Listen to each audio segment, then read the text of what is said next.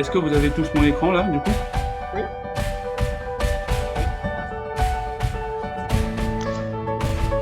Tu peux l'afficher en plein écran, s'il te plaît? Oui, oui, oui, je vous l'affiche là tout de suite. Est-ce que c'est bon? Vous l'avez tous en plein écran? yes. Oui, parfait. Oui, oui, parfait. D'accord. D'accord. Donc, je me présente, hein, Wilson Sagno. Donc, je suis Scrum Master chez BNP Paribas. J'ai un parcours un petit peu atypique. C'est ce qu'on va découvrir là dans quelques instants. Donc, la quasi-totalité de ma carrière, je l'ai faite dans le domaine bancaire. Auparavant, j'ai travaillé chez American Express, hein. Et puis, ça fait une dizaine d'années que je suis chez BNP Paribas. J'ai eu à occuper différents postes, hein, aussi bien à la vente de produits qu'à la création de produits. Et là, je suis du coup à la conception en fait de ces différents produits bancaires, hein. Donc, la présentation, elle va s'atteler sur trois axes, hein. Sur les trois axes, hein, je vais vous parler de l'athlète, qui était une vie future, une vie passée, excusez-moi, le Scrum Master, qui est ma vie d'aujourd'hui. Et ensuite, on fera une petite cuisine de tout ça pour donner une équation et vous dire le pourquoi du comment on en est arrivé là. Donc cette conférence, elle va s'axer un petit peu sur du vie ma vie, sur les choses que j'ai traversées, sur des périodes que j'ai vécues. Encore une fois, c'est propre à moi. Ça peut emmener à discussion, ça peut emmener à débat. Je suis complètement ouvert et on pourra en discuter pleinement d'ici la fin ou juste après ma présentation. Donc, la première chose, on va échanger autour de l'athlète, hein, d'accord? Donc, qu'est-ce qu'un athlète? Eh ben effectivement, c'était ma vie passée. Et du coup, j'ai deux définitions. La première définition que tout le monde connaît, bon bah, vous m'excuserez hein, pour ceux qui sont fans du petit Robert. Moi, j'ai pris la définition du Larousse, hein. Donc Larousse dit personne qui pratique un sport, en général individuel, l'athlétisme, un athlète complet. Mais moi, j'ai une définition qui est tout autre, hein. Pour moi, un athlète axe toute sa vie autour de l'entraînement et des compétitions.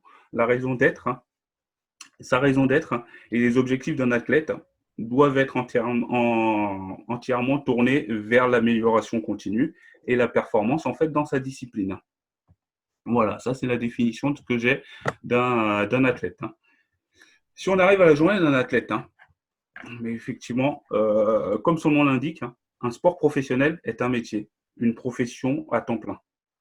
Ceux qui imaginent que le sportif ou les sportifs gagnent leur vie en fait en s'amusant, à mon sens, se trompent lourdement. Pourquoi? Parce qu'à l'époque, mon emploi du temps quotidien était chargé entre les entraînements individuels, le collectif et bien sûr les séances de musculation. Vous vous demandez tous quel était mon sport, hein. Mais mon sport était le football, un sport d'équipe où pour une personne ne peut pas y arriver tout seul. C'est un ensemble de personnes, c'est un groupe de personnes qui doivent y arriver. Vous verrez le pourquoi du comment j'ai abordé ce sujet-là et le parallèle qu'il y a avec, hein. Donc en tant que footballeur, je m'entraînais 2 heures par jour, hein, sauf le mardi. Les journées, elles étaient super importantes sur la semaine, hein. Donc il y avait la pesée à jeun le matin, avant le petit déjeuner, pour voir bien évidemment si on n'avait pas mangé trop de chips la veille. Au stade, il y avait l'entraînement physique qui suivait. Et puis à nouveau, on avait entraînement aux alentours de 15h30, hein. Et là, c'était avec ballon. Donc à la fin de cette séance, nous avions des soins de récupération pour se reposer et changer entre guillemets le mindset et revenir un petit peu au calme. En plus de ce planning, eh bien, je devais répéter tout le travail qu'on avait fait dans la semaine, hein, le week-end. Et ça, c'était les matchs, hein, en plus de tout ça. Et par moment, il fallait de la crédibilité, mais vraiment beaucoup plus d'exigence, hein. Et c'est justement en fait parce que je suis arrivé très jeune en fait dans ce milieu. Donc malgré mon jeune âge, hein, je ne manquais pas de crédibilité dans le vestiaire. Et parce qu'il n'y a pas d'âge pour se faire respecter. Il fallait avoir du caractère, sinon on se faisait vite marcher sur les pieds dans ce milieu. Et donc nous étions tous logés à la même enseigne, hein, qu'on soit expérimenté ou qu'on soit jeune, star ou pas star. Dans les deux cas, les jeunes se doivent d'être irréprochables, ce qui était mon cas. bien plus que les autres collègues. Je devais montrer l'exemple, je devais montrer le chemin, je devais montrer comment faire à mes collègues et également aussi aux plus jeunes que moi. En tant que jeune joueur, je devais en faire 2 fois plus. Mais vraiment, je n'avais pas, pour le coup, là, je n'avais pas le droit à l'erreur. Parce que l'entraîneur était 2 fois plus exigeant et les anciens étaient 2 fois plus exigeants. Donc, pas le droit à l'erreur. Mais être jeune, hein, comme on dit souvent, c'est la santé, donc il faut profiter un grand max. Et ça m'emmène à parler des nombreux clichés qu'on peut avoir sur le footballeur ou sur l'athlète en soi. L'athlète souffre souvent des idées fausses que sont certaines personnes que se font certaines personnes en fait sur le métier d'athlète. Il y a énormément de clichés. Les gens vont associer le sport professionnel à la vie facile. C'est vrai, je suis d'accord avec vous. euh, le sportif va vivre de sa passion, mais rien n'est facile dans ce milieu. Et nous vivons, certains ne vivent pas forcément dans le luxe. On entend souvent, par exemple, dans mon cas, oh, mais celui-là, il court derrière un ballon. Qu'est-ce qu'il fait d'autre? Ce n'est pas un métier. Et j'ai eu à souffrir de ça également lorsque j'ai voulu en faire mon métier, par mes parents tout simplement. Pourquoi tu vas courir derrière un ballon? C'est pas un métier. Et effectivement, mais c'était ma passion. Mais à mon sens, ceux qui disent ça, c'est un parti pris, bien évidemment. Ce sont souvent des personnes jalouses ou des personnes tout simplement qui n'aiment pas le football. Voilà, parce que les basketteurs vont pas aimer ou les rugbymen vont pas aimer et vice versa. Voilà. Donc ça, c'est les nombreux clichés qu'on pouvait découvrir. Et ensuite, il y a une chose qui est importante pour l'athlète, c'est son corps. Le corps de l'athlète, c'est son outil de travail. Derrière tous les préjugés que je viens de vous dire, il se cache énormément en fait de sacrifices et énormément de travail. Ce que moi j'appelle communément en fait le travail de l'ombre, le travail invisible, le travail que les gens ne voient pas. Les sportifs de haut niveau, dans mon cas, n'ont pas la même vie sociale que la plupart des autres gens. Cette vie fait rêver, mais on doit aussi faire de nombreux sacrifices pour réussir. Il faut faire attention à nos sorties, à nos vacances. Par exemple, en tant que footballeur, je n'avais pas le droit d'aller au ski parce que si je me casse le pied ou si je me tords le genou, c'était chômage, c'était plus d'argent ou je pouvais être licencié. Le sommeil, il faut faire attention pour reconstruire tous les muscles, la nourriture. Bon, ça va, j'ai pas tendance à prendre énormément de poids, mais quand même, il faut faire attention parce qu'il y a un certain point à ne pas dépasser.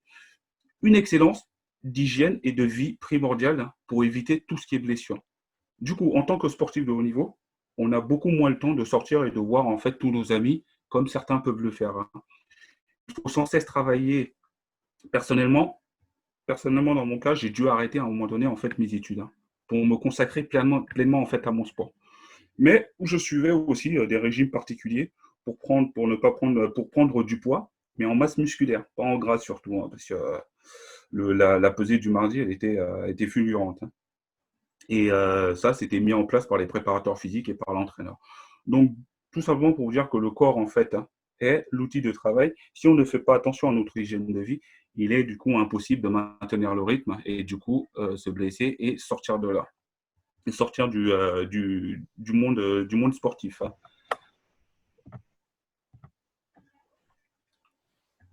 Et je terminerai là-dessus, en fait, sur ce parallèle sur cette introduction par rapport aux sportifs, que, en fait, nous vivons de notre passion. Au final, même si le métier de sportif professionnel est très exigeant, et cela implique énormément de contraintes, je l'accorde, il faut reconnaître que je n'étais pas à plein en fait dans mon cas. Parce que vivre de sa passion est un luxe dont beaucoup aimeraient en fait pouvoir en profiter. Je faisais le métier dont je rêvais et dont j'avais toujours rêvé. Je me levais le matin pour faire ce que j'aimais. Mais en même temps, il faut dire qu'il y avait des moments qui étaient beaucoup plus difficiles. Et le jeu en valait pratiquement en fait la chandelle. Mais pour le coup, je suis complètement fier d'avoir réalisé mon rêve et je suis conscient que beaucoup auraient aimé être à ma place en fait sur cette partie-là. Du coup, ça m'emmène à passer au Scrum Master, à partie Scrum Master, qui pour moi Je vais pouvoir vous définir le Scrum Mastering. Selon moi, donc le Scrum Master compose la non-agilité et la bureaucratie en fait de l'organisation. Le Scrum Master va aider l'équipe à atteindre et à respecter la rigueur, c'est-à-dire suivre les règles de l'équipe qu'elle s'était fixée elle-même. Et le Scrum Master va également accompagner l'équipe dans son processus continu d'introspection et d'adaptation des éléments fondamentaux liés à Scrum. Comme je vous le disais tout à l'heure, les journées en fait d'un Scrum Master sont chargées, comparé aux nombreux clichés qu'on peut avoir, que certains peuvent avoir, que certains peuvent dire, parce qu'il y en a beaucoup en fait qui ne connaissent pas le travail de Scrum Master et qui pensent qu'à un moment donné, le Scrum Master, une fois qu'il a fait ses délits, une fois qu'il a fait ses rétros, allez hop, c'est fini, on passe à autre chose. Eh ben non, trompez-vous, parce qu'un Scrum Master, voilà. Là, j'ai essayé en fait de vous condenser sur une semaine la vie d'un Scrum Master. Certains me diront que les sprints peuvent durer une semaine, 2 semaines, 3 semaines. Je l'entends parfaitement. Mais là, ce que j'ai voulu faire, c'est vous condenser et vous dire que durant une semaine, le Scrum Master peut avoir en fait énormément de tâches. On va toujours commencer par les délits, d'accord, qui est toujours à la même heure. C'est un rituel, on ne va pas le changer. Faire en sorte que l'équipe puisse suivre ce point, essayer de ne pas trop changer les habitudes. Et ensuite, par exemple, le lundi, moi, je vais commencer par une prépa de ma démo, de ma rétro, que j'aurai le lendemain, qui va durer 1 heure à peu près. Et ensuite, je vais faire un point d'équipe pour avoir l'humeur en fait de début de semaine de chaque personne, pour ensuite après démarrer sur le sprint review. Et dans le sprint review, on va échanger sur l'avancée de notre sprint, où est-ce qu'on en est exactement et ce qu'on a pu faire. Et par moment, on a des one-to-one avec des partenaires qui ne comprennent pas forcément notre manière de travailler, notre façon de travailler, notre nouvelle façon de travailler, comment travailler. Et donc, on va emmener toute la transparence qu'il y a derrière. Donc, on va partager notre Jira, on va partager notre Confluence. Jira et Confluence, c'est des outils de collaboration pour pouvoir en fait manager nos projets. Donc, on va échanger avec eux sur toutes ces informations pour juste leur expliquer et pour emmener vraiment beaucoup de transparence là-dessus. Et ensuite, il y a un travail de l'ombre aussi également, qui est le management visuel. Lorsque vous passez, il y a des post-it qui volent, il y a des post-it qui sont nouveaux. Tout ça, je vais prendre un temps dans la semaine, c'est-à-dire le lundi, fin de journée, une fois que j'ai fini tout mon travail, pour pouvoir en fait faire le nécessaire avec mes post-it, pour pouvoir remettre en fait tous les post-it à jour et tout le management, pour que lorsque les managers passent, puissent avoir l'information directement, sans avoir forcément à aller allumer un ordinateur ou à regarder le reste. Euh, par rapport à ça, il y a d'autres choses qui arrivent, il y a d'autres rituels, comme par exemple la rétro. La rétro qui va prendre 2 heures pour pouvoir être réalisée, ça sera le mardi. La logistique qui est préparée également en amont, il y a des ateliers KPI, et il y a surtout des réunions en fait qui sont faites avec le PO pour pouvoir me coordonner, le PO Product Owner, pour pouvoir me coordonner, pour pouvoir relire les users et savoir est-ce que les users sont bien décrits pour les autres collègues, l'équipe de développeurs. Ensuite, on a le sprint planning, qui est une grosse partie, où là, on va regarder est-ce que le sprint planning est bon, est-ce qu'on a tout le nécessaire pour pouvoir démarrer. Juste, je reviens sur la partie rétro. Sur la partie rétro, pour certains qui se posent la question, moi, j'utilise souvent en fait une rétro, je l'avais essayé notamment avec l'équipe, c'est la bicyclette rétro où on va se servir de la roue comme les bonnes choses, de la roue devant comme les bonnes choses qui ont pu avancer. La pédale comme des éléments à devoir lancer, des actions à devoir lancer. Et le frein, le guidon, sont toutes les actions sur lesquelles en fait on a buté ou toutes les pain points qu'on a pu rencontrer. Donc voilà, donc ça je l'ai expérimenté avec différentes équipes de mon entité. Et donc c'est l'une des rétros que par exemple on va mettre en place. Et ensuite, il y a le sprint planning où on va travailler dessus. Et puis également, il y a la partie où je fais un peu la police.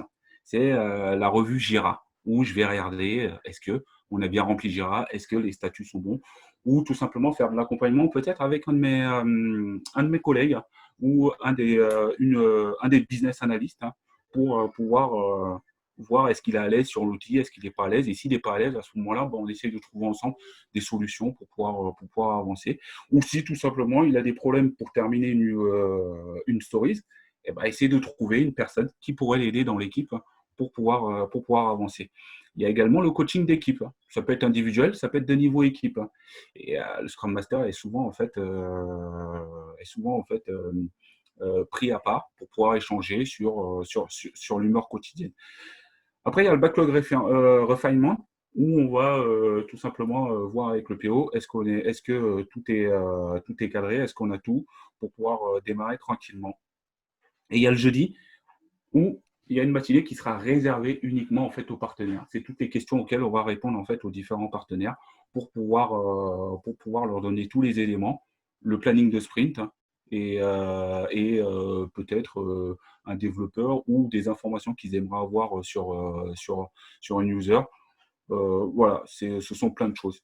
Et ensuite, il y a également aussi, on va finir la semaine avec un point d'humeur équipe que je fais pour voir comment a été la semaine au niveau d'équipe et si ça s'est bien passé, s'il n'y a pas de peine point. Et il y a le nécessaire, c'est l'achat de fournitures. Parce qu'il faut les commander, parce qu'à un moment donné, si on ne les commande pas, bah, on n'a plus de post-it et on ne peut plus avancer, on n'a plus de stylo, il n'y a plus rien. Donc, du coup, ça c'est quelque chose que je fais. C'est un parti pris. Il y en a certains qui ne le font pas, je l'entends, mais c'est un parti pris pour pouvoir avancer. Et puis, il y a des mails de fin de semaine pour pouvoir échanger, pour pouvoir faire un récap à l'équipe de ce qui a été, ce qui n'a pas été. Voilà. Donc ça, c'était la semaine d'un Scrum Master. Là, vous venez de vous apercevoir qu'il y a énormément en fait, de travail lorsqu'on est Scrum Master. Et enfin, on arrive à l'équation. Donc l'addition des deux informations que je venais de donner, c'est-à-dire l'athlète et le Scrum Master, font pour moi en fait une équation. Et ça faisait le parallèle par rapport à ce que je disais tout à l'heure. Il y a du travail, il y a un travail de l'ombre qui est exercé par le Scrum Master, tout comme le sportif de haut niveau. On travaille énormément. Pour ma part, je fais énormément de veille pour toujours me tenir informé des nouvelles façons de faire. Est-ce que l'équipe est sur le bon chemin pour pouvoir avancer? Comment innover? Comment emmener de nouvelles choses pour l'équipe? Toujours essayer de me performer à titre individuel pour ensuite le transmettre à l'équipe et guider l'équipe sur le bon chemin. Sur le bon chemin de façon à pouvoir maximiser un maximum possible de la valeur. Donc, de cette équation, comme je disais tout à l'heure, c'est un parti pris. C'est mon parti pris, on peut en discuter. Donc, arrive à cette équation où je vais vous poser une question, on y répondra tout à l'heure, je vais vous donner ma réponse, que je vais motiver, et ensuite on échangera. Donc, vous faut-il un Scrum Master? À mon sens, la réponse est clairement oui. Et je vais essayer de la motiver du mieux que je peux. Avant tout, il faut bien connaître que le Scrum Master fait bien plus qu'appliquer les règles de Scrum que tout ce que vous avez lu et coacher l'équipe dans son application. Le Scrum Master est le bouclier de l'équipe. Ça, c'est une chose qu'il faut retenir. À mon sens. Le Scrum Master va aussi servir de bouclier en compensant une organisation qui n'est pas en complète adéquation avec le fonctionnement de l'équipe, c'est-à-dire la non-agilité et la bureaucratie. Mais à côté de ça, le Scrum Master est un catalyseur. Est le catalyseur de l'équipe. C'est un autre argument pour la présence d'un Scrum Master dans votre équipe. C'est un véritable levier pour cultiver les qualités du leader inspirant. Le Scrum Master va permettre en fait à l'équipe d'être beaucoup plus efficace rapidement et durablement. Et notamment de façon à la rendre le plus autonome possible.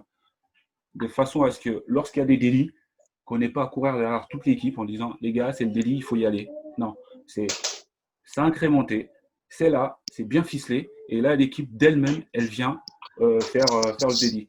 Lorsqu'on a un Scrum Master et qu'on est par exemple sur un autre sujet, un échange avec le manager, et que par exemple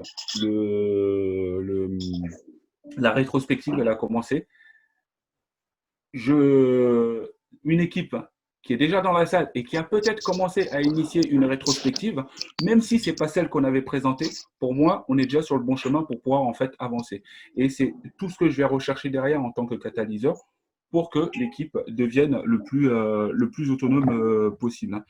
Et ensuite, un Scrum Master, c'est être efficace. Pourquoi?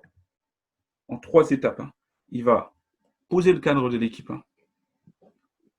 en protégeant l'équipe notamment de l'organisation en tant que bouclier, ce que je vous disais précédemment, en aidant l'équipe à atteindre l'autonomie et l'auto-organisation promue par Scrum.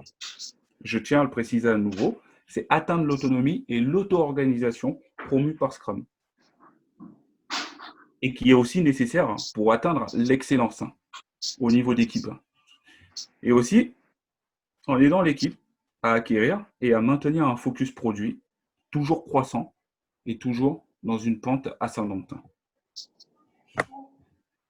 Et enfin, j'arrive à la dernière partie où certains me diront peut-être que non, on n'a pas forcément besoin d'un Scrum Master. Peut-être.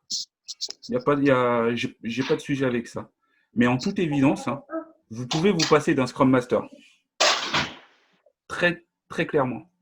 À condition, et là, c'est la condition que je vais mettre, d'avoir une équipe mature. Mais une fois qu'on s'est dit équipe mature, il faut savoir où est-ce que chacun positionne le curseur. Donc, je reformule avec précision. C'est que votre organisation doit être mature. C'est-à-dire toutes les lignes, pour moi, doivent être matures. Et là, à ce moment-là, vous pouvez décider de vous passer d'un Scrum Master en fait, dans votre organisation. Voilà ce que j'avais à vous, dire sur le parallèle de Scrum Master, sur la vie que j'ai vécue en tant qu'athlète. Et je vous remercie tous de votre attention. Donc, si vous avez des questions, je suis tout à fait disponible pour pouvoir vous y répondre. Merci beaucoup. Merci Wilson. C'est Maëlys, moi j'ai une petite question. Oui. À ton avis, de ton apprentissage de sportif de haut niveau, quels sont les talents que tu as ou les compétences que tu as acquises dans cette première partie de ta carrière professionnelle qui t'ont permis, que tu as pu exploiter dans ton rôle de Scrum, qui t'ont vraiment servi? C'est la première chose en fait indéniable, c'est fédérer l'équipe en fait. C'est fédérer l'équipe, faire en sorte que l'équipe soit toujours motivée et qu'on ait tous la même vision et qu'on partage tous la même vision. Je voulais pas préciser parce que pour le coup, j'ai souvent été en fait capitaine des différentes équipes dans lesquelles j'ai eu à jouer. Et c'est vrai que c'était la première des choses, c'est fédérer l'équipe autour de moi pour pouvoir en fait avancer vers un but commun, vers une vision commune. Et la deuxième chose, pour répondre à ta question, Maëlys, c'est l'autonomie que je pouvais en fait donner à mes équipes, à mes coéquipiers. Moi, je jouais milieu de terrain pour ceux qui se poseraient la question. Et c'était de faire en sorte que on essaye tous de jouer sans forcément qu'ils comptent sur le capitaine pour pouvoir donner des éléments d'information. On se fait confiance, on avance et on en discute en fait au bout. Je ne sais pas si j'ai répondu à ta question, Maëlys. Si, je te remercie de ton retour. Donc, je vais arrêter le partage parce que je ne vois pas du coup les questions. Alors, juste n'oubliez pas que la plupart, ils ont leur micro qui sont coupés par défaut. Du coup, si vous voulez poser une question, faites checker votre micro. Merci Wilson pour ta presse. Excellent. Merci Idriss. Ah, l'agilité dans ton ADN. En fait, j'ai pas remarqué, mais Idriss, c'est une star. Apparemment, tout le monde le connaît.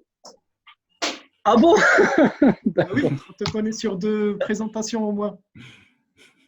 Ah oui, et là, pour te dire, j'ai fait 2 presses en même temps. Voilà. Non, celle-là. Non, mais merci pour vraiment C'est super bien de voir l'agilité grandir et qu'on est de plus en plus fan et de plus en plus on respire et on s'alimente de l'agilité. Ça, c'est Wilson, moi j'ai une petite question pour toi. Oui, Donc, tu as été sportif, tu es Scrum Master, hein, et comment tu oui. te vois évoluer dans les métiers d'accompagnement? Moi, j'ai Après découvert Scrum Master, tu te vois faire quoi? euh, très naturellement, je me vois diriger vers un rôle de coach, hein. Vers un D'accord. rôle de coach. Mais pour moi, il était primordial, hein. Encore une fois, hein, c'est propre à moi, c'est ma croyance, hein. Je devais passer par ce chemin-là. Je devais passer Ouais. par ce chemin en fait de Scrum Mastering, hein. Comprendre tout le lien qu'il y avait et comprendre également une équipe, comment fonctionne une équipe tout simplement, pour pouvoir essayer de l'accompagner du mieux possible. Et d'ailleurs, je remercie ma mentor qui est là, Akima Lao, que je vois là, qui m'a accompagné, mais vraiment pleinement sur toute cette partie de Scrum Mastering et qui continue encore à m'accompagner. C'est vraiment plaisant d'avoir travaillé avec elle et c'est grâce à elle aujourd'hui que vous avez ce genre de présentation. Merci pour l'hommage. Et merci pour ta réponse. Il y a une Et belle je te vois énergie très bien ici. en tant que coach. Merci. Ok. Vous avez... Bonjour. Oui, En bonjour. fait, moi j'ai pas de question, j'ai plutôt une réponse à ta question qui était est-ce que vous avez besoin d'un Scrum Master? Oui. Parce que pour moi, en fait, la réponse est oui, mais pas tout le temps. Parce que, enfin, de ce que j'ai vu, que le revers de la médaille du Scrum Master, ou ce qui peut se passer de plus dangereux, c'est quand le Scrum Master, il crée cette dépendance à son rôle, alors que l'objectif, comme tu l'as dit, c'est d'aller vers une équipe qui est autonome, qui est auto-organisée. Donc, justement, moi, je trouve le succès du Scrum Master, c'est justement d'arriver un jour à être inutile et que l'équipe puisse s'en passer. Si je peux me permettre d'intervenir, Zora, c'est très pertinent ce que tu viens de dire. Il y a un aspect du Scrum Master qu'il faut, je pense, qu'il faut souligner, c'est que c'est un leader. D'accord. Et dans l'idée du leadership, il y a une facette qu'il faut, je pense, aujourd'hui vraiment développer, c'est cet aspect qu'on peut avoir de positif sur l'équipe, c'est-à-dire l'influencer, et aussi cet aspect de coaching que peut avoir un Scrum Master. Dans de nombreuses lectures, tu peux trouver qu'un Scrum Master a un rôle de coach à un moment. Et ce rôle de coach, dans son positionnement, il doit avoir une position basse. D'accord? Il ne doit pas créer la dépendance. Il doit faire en sorte que les gens évoluent et que l'objectif de l'équipe puisse être atteint sereinement. Il y a un truc que j'aime bien chez Wilson aussi, c'est qu'il met une bonne ambiance dans l'équipe. C'est studieux, mais en même temps, c'est très amical. Mais il ne crée pas la dépendance. C'est-à-dire qu'aujourd'hui, il s'est beaucoup absenté, par exemple, pour pouvoir organiser tel et tel événement. Il travaille sur de nombreux projets. Il n'a pas créé la dépendance. C'est-à-dire qu'aujourd'hui, quand il y a un délit, ils savent faire sans lui. Mais régulièrement, il est obligé de revenir. Pourquoi? Parce que naturellement, on a parlé du Tuckman avec Leïla avant, naturellement, il va y avoir des phases où l'équipe, en fait, elle risque de se démotiver ou elle risque de rencontrer des embûches. Et c'est important qu'ils aient toujours ce leadership, cette personne sur qui ils peuvent compter pour pouvoir les aider à évoluer. D'accord? Et à affronter tout ça. Donc, effectivement, moi aussi, j'ai vu beaucoup de gens qui disaient une équipe autonome, c'est peut-être une équipe qui n'a pas besoin de Scrum Master. Moi, j'ai envie de réfléchir tout simplement au leadership et comment est-ce que on peut influencer l'équipe de manière positive. Alors, peut-être que l'étiquette de Scrum Master, c'est peut-être une étiquette un peu trop limitante, peut-être. Mais en tout cas, effectivement, le débat est intéressant. Voilà ce que je voulais dire. Excusez-moi. J'ai une question sur de... Une petite annonce rapidement. En fait, normalement, on a une pause de 13h30, 14h30 pour ceux qui veulent. Maintenant, bien sûr, on va continuer avec notre cher Wilson pour ceux qui sont intéressés de poursuivre cette discussion. Voilà. Ouais, j'ai une question de Mamadou. Je vais lui répondre, je ne sais pas s'il est là, mais il dit, es-tu un Scrum Master avec un background technique, hein?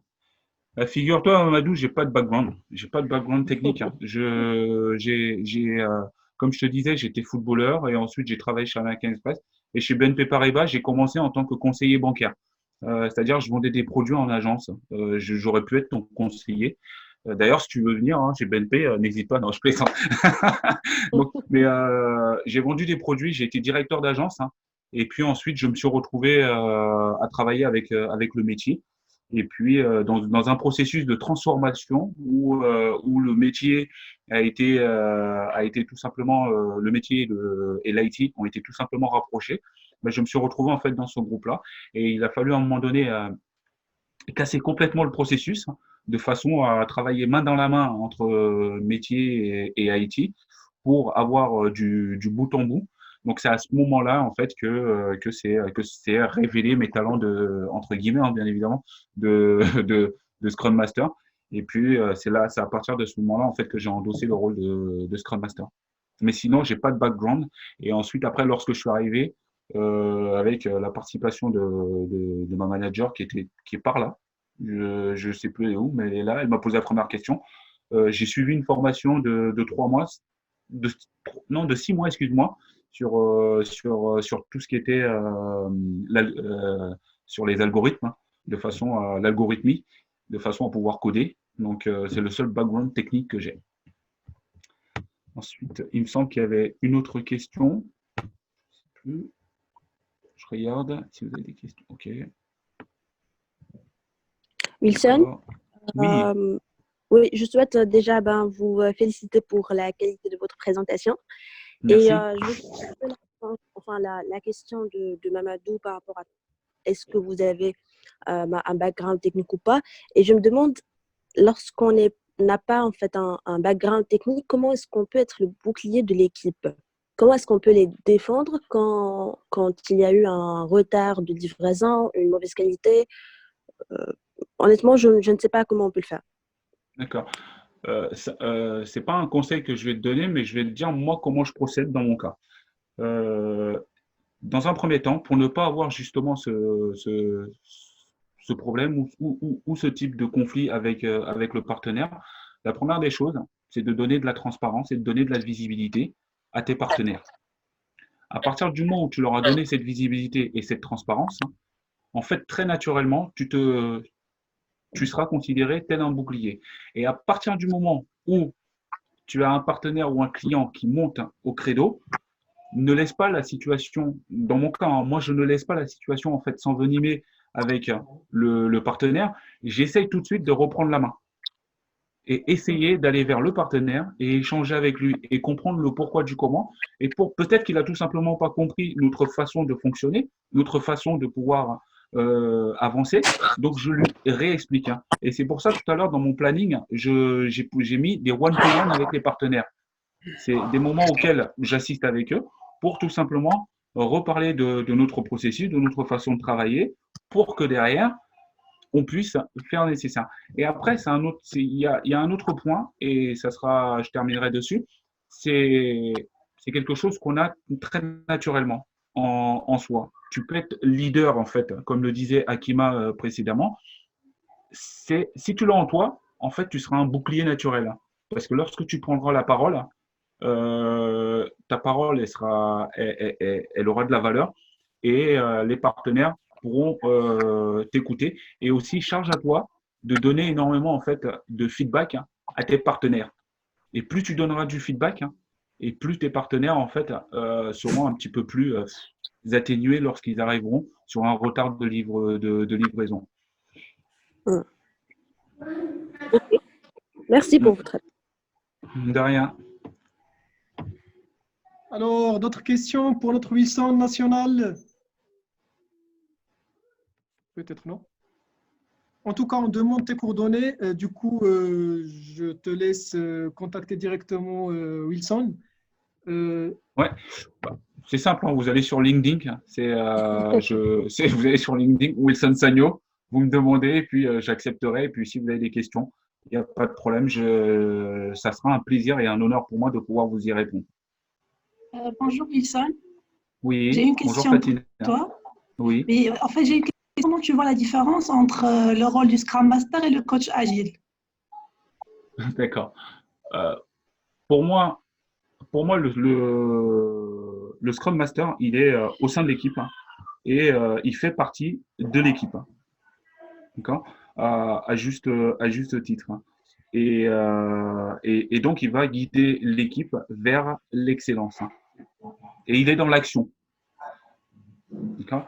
Tandis que le coach, hein, il va accompagner l'équipe, hein. Et notamment, il va accompagner en fait le Scrum Master, de façon à pouvoir lui être autonome sur sa façon de faire, lui guider à son tour en fait l'équipe, hein, pour arriver en fait à une autonomie. Et du coup en fait le coach, hein, est, est un maillon essentiel en fait, hein, à cette organisation, parce que le Scrum Master va s'appuyer dessus pour pouvoir demander des exemples, pour pouvoir demander des conseils.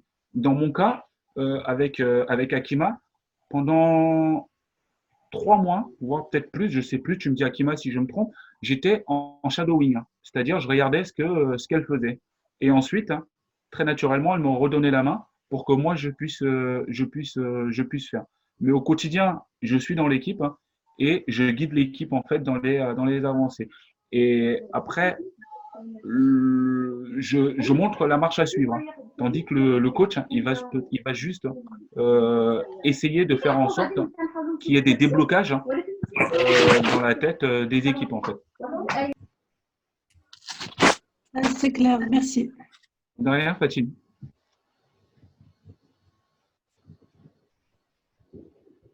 Vous avez des questions?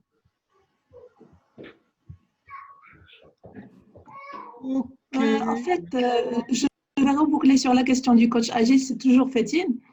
Oui, En Fatine. fait, comme tu l'as expliqué sur le calendrier du Scrum Master, donc je vois que le coach agile n'aura pas un vrai calendrier comme celui du Scrum Master. Pas de vraies tâches comme ça, comme on l'a vu sur le calendrier du Scrum Master. Je pense que, voilà, tu as compris ce que je veux dire. Oui, oui, j'entends bien, mais après, si tu veux aujourd'hui. Fatine, je me permets juste d'intervenir. Effectivement, il va avoir des actions de coach. Au départ, il va travailler dans une équipe quand le Scrum Master doit monter en maturité, mais il travaille aussi sur les interfaces, c'est-à-dire au niveau organisation, parce que l'équipe n'est pas un atome où il n'y a rien autour. Donc, c'est vraiment une équipe et autour, il y a une organisation. Donc, il va travailler aussi sur fluidifier les relations entre les différents. Et un coach, il a plusieurs casquettes. Il a la casquette d'un consultant quand il va aller designer, concevoir l'organisation, comment les équipes doivent être construites. Il a un rôle aussi de formateur, donc il va former aussi les équipes et les accompagner pour ancrer le savoir. Il a le rôle de coach, ça veut dire qu'il va les aider, mais cette fois par du questionnement, pour qu'ils atteignent leur maximum de connaissances. Donc, comme vous pouvez le voir, il y a plein de rôles. Et le Scrum Master, il est focalisé sur son équipe. Le Scrum Master, le coach, il est focalisé sur l'organisation aussi, l'équipe et son environnement. Effectivement, c'est vraiment Ça se comme ça que complète, ça c'est se. vraiment un Voilà. binôme. Oui. Voilà. C'est clair, merci. Alors, moi, je profite de cette question pour ajouter quelque chose, et je ne sais pas ce que vous en pensez. Parce qu'effectivement, il y a une différence entre le rôle de Scrum Master et de coach agile, mais aujourd'hui, on parle beaucoup du rôle de Scrum Master / coach agile, et certains pensent et disent tout haut qu'un Scrum Master qui ne fait pas de coaching n'est pas un Scrum Master, on va dire, complet. Et c'est juste pour dire que la plupart des Scrum Masters aujourd'hui sont quelque part des coachs agiles, sans l'être à 100%. Absolument. Absolument. Ou en tout cas, c'est des futurs coachs. On commence par être Scrum Master parce qu'on est plus. Si on regarde vraiment les formations de Scrum, etc., le Scrum, il est focalisé sur les processus agiles. c'est-à-dire qu'il va aider l'équipe grâce au processus. Mais un coach, il va aller aussi sur des processus humains, ce que j'expliquais tout à l'heure. Il va vraiment travailler pas seulement sur les pratiques agiles, mais sur l'humain. C'est vraiment être capable de coacher une personne sur des problématiques qui n'ont rien à voir peut-être avec l'activité, mais humaine, etc. Donc, ça demande des compétences de coach professionnel qui sont complétées. Mais la plupart des Scrum Masters, leur chemin est tracé pour devenir coach. Je vais me permettre une réflexion sur le sujet. Scrum Master, c'est quelque chose qui est né pour mettre la mise en place de Scrum, à l'époque où Scrum était la méthode agile la plus connue. Mais comme, alors je vais faire un peu de pub à ma session de tout à l'heure, comme on a pris l'habitude de faire de la ségrégation des personnes et de la catégorisation des personnes et fournir des descriptions de travail ultra claires et des fiches de poste ultra claires, on s'est dit, OK, cette personne-là, elle est Scrum Master, elle va faire ta. Et parce que le travail sur l'humain, il est beaucoup moins concrétisable et on a beaucoup plus de difficultés à le rendre concret, on va se focuser sur l'aspect méthode. Pour moi, le Scrum Master et coach, c'est exactement la même chose, sauf l'utilisation que nous, on a envie d'en faire. Mais dans la philosophie, dans l'utilité et au moment où le besoin est né, il devait absolument faire la même chose. Parce que quand on met en place Scrum, il y a aussi accompagner les gens pour qu'ils puissent aller au-delà de comprendre la philosophie derrière et en implémentant la méthode. Parce que la méthode, c'est juste une consécration de valeurs qui sont derrière. Donc, on doit comprendre les valeurs derrière. Merci, Sam. Merci, Sam. Alors, est-ce qu'il y a d'autres questions? Alors, juste pour information, c'était censé être une demi-heure. On est presque à 1 heure. Donc, quel succès, Wilson. Bravo. Bravo. Merci. Du coup, s'il n'y a pas d'autres questions, on va clore cette conférence et rendez-vous du coup dans 40 minutes à 14h30. Et l'intervenant, ça va être Jean-Cédric Bécal, qui est un entrepreneur. Et le sujet, ça va être entreprendre dans un monde en crise. Bien sûr, je parle de ce pool. Et sur les autres pools, il y a d'autres sujets. Vous avez le droit de changer. Hein. Oui, bien sûr. Mais à un moment, je préfère que vous restiez ici. Mais après… Donc, les gars, merci beaucoup pour votre réactivité. Et puis, à tout à l'heure. Et merci, Wilson, bien sûr. Merci à tous. Au revoir. À bientôt. Au revoir. Et ça continue sur Agile Africa pour les questions sur le groupe LinkedIn.